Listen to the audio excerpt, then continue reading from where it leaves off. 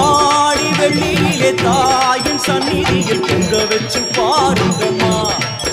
அம்மா பூங்கரகம் தூக்கி வந்து வேக்கிலையில் ஆடை கட்டி முளைப்பாரி ஏற்றுங்கம்மா. வந்து தாயவள பாருங்கம்மா, அவ வேர்காட்டு மாரியம்மா.